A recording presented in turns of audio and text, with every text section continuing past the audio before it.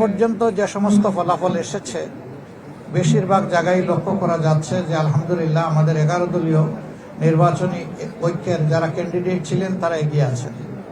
কিন্তু আমি আগেই বলেছি এটাকে এখনই নিশ্চয়তা বিধান করার মতো পর্যায়ে আসেনি, আমাদের আর একটু অপেক্ষা করতে হবে। এবারকার ইলেকশনের বেশ কতগুলো বৈশিষ্ট্য ছিল। এর মাঝে একটা ছিল যে গত 3টি নির্বাচন পর পর আমরা ভোট দিতে পারিনি। বাইরে যারা ছিলেন তারাও পারেননি, আমরা যারা জেলে ছিলাম তাদের তো আর কোনো সুযোগই ছিল না। দ্বিতীয়ত, প্রবাসীরাই জীবনের প্রথম তারা ভোটার তালিকাভুক্ত হওয়ার সুযোগ পেয়েছেন এবং ভোট দেওয়ার সুযোগ পেয়েছেন। যদিও এই সংখ্যাটা খুব উল্লেখযোগ্য নয়, তারপরে আমরা আনন্দিত যে এই ধারাটা শুরু হয়েছে। আগামীতে এটা আরও এগিয়ে যাবে আমরা আশা করি। আমাদের প্রবাসীরা আমাদের জাতীয় জীবনে অতি গুরুত্বপূর্ণ অবদান রাখেন, কিন্তু তারা তাদের প্রাপ্যটা আমাদের কাছ থেকে পান না। আমরা চিন্তা করলাম যে এই প্রাপ্য আদায় করতে হলে কোন জিনিসটা তাদের বেশি দরকার। তখনই আমাদের মনে হলো যে ভোটের অধিকারটাই তাদের আদায় হওয়া উচিত। এই অধিকার প্রতিষ্ঠিত হলে বাকি অধিকারগুলা এর হাত ধরে চলে আসবে ইনশাল্লাহ।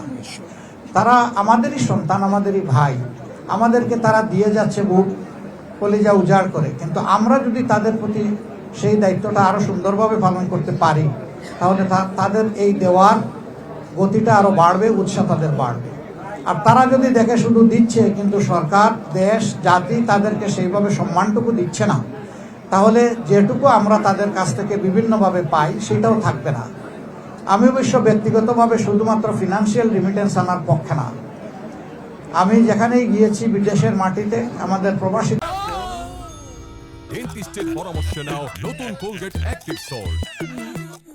আমি আহ্বান জানিয়েছি যে ফিনান্সিয়াল রিমিটেন্সের পাশাপাশি আমাদের ইন্টেলেকচুয়াল রিমিটেন্স দরকার। দেশকে গড়ার জন্য আমাদের অভিজ্ঞ এবং মেধাবী সেই রকম কারিগর প্রয়োজন। তা বিদেশে আমাদের ডায়াসপোরার মধ্যে বাংলাদেশি বংশোদ্ভূত যারা আছেন তাদের মধ্যে প্রচুর লোক এরকম আছেন যারা উন্নত বিশ্বে গুরুত্বপূর্ণ অবদান রেখে চলছেন।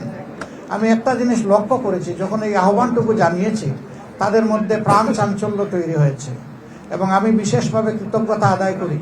আমাদের এবারকার এই নির্বাচনী প্রক্রিয়ায় শুধু বাংলাদেশি না, প্রবাসী বন্ধুরা আমাদেরকে যথেষ্ট সহযোগিতা করেছেন। তারা আমাদের ইশতেহার রচনা, পলিসি ডায়ালগ থেকে শুরু করে পলিসি পেপার তৈরি করা প্রত্যেকটি খুঁটিনাটি বিষয়ে তারা গুরুত্বপূর্ণ অবদান রেখেছেন। আমি তাদের প্রতিও কৃতজ্ঞতা জানাচ্ছি এবং বিশেষভাবে কৃতজ্ঞতা জানাচ্ছি জুলাই আন্দোলনে যখন তারা ঘোষণা দিল যে এখন থেকে আর একটা টাকারও রিমিটেন্স বাংলাদেশে পাঠাবো না, স্টপ রিমিটেন্স, তখনই কিন্তু তৎকালীন সরকারের ভিত নড়ে উঠেছিল। এটুকু করে তারা বসে থাকতে পারতেন, এটাই যথেষ্ট ছিল, কিন্তু না, তারা বসে থাকেননি। বহু দেশে নিষেধাজ্ঞা উপেক্ষা করে, নিষেধাজ্ঞা ছিল সেটাকে অমান্য করে তারা রাস্তায় নেমেছেন, তারা আন্দোলন করেছেন, তারা মিছিল করেছেন, স্লোগান তুলেছেন স্বৈর শাসনের পতনের জন্য। যার কারণে শুধু ইউনাইটেড আরব এমিরাতসেই 237 জন মানুষকে বন্দী করে তাদেরকে শাস্তি দেওয়া হয়েছিল। ক্রমান্বয়ে তারা মুক্তি পেয়েছেন দীর্ঘদিন পরে, কেউ কেউ জেলের ভিতরে মারাও গিয়েছে। এরকম যারা ইন্তেকাল করেছেন আমি তাদেরকে আলাদাভাবে শ্রদ্ধার সাথে স্মরণ করছি এবং তাদের তামাম খেদমতকে, অবদানকে, ভূমিকাকে আমি আবারও স্বীকৃতি দিয়ে বলছি, আমি স্বীকৃতি না দিলেও তারা গর্বিত, দিলে আরও বেশি গর্বিত। এটা আমাদের দায়িত্ব তাদেরকে স্বীকৃতি দেওয়া। আমরা স্বীকৃতি শুধু দিয়ে বসে থাকবো না, ইনশাআল্লাহ তাদের স্থায়ী স্বীকৃতির জন্য কি করা যায় সেটা নিয়ে ভাববো। এমনকি জামাত এটাও ভাবছে যে ভবিষ্যতে সুযোগ আসলে ইনশাআল্লাহ তারা যে হারে বিদেশে অবস্থান করবেন, যে সংখ্যায়, সেই হারে তাদের জন্য কমফোর্টেবল জায়গা আমাদের সরকারে তৈরি করে দেওয়া হবে আমাদের নৈতিক দায়িত্ব।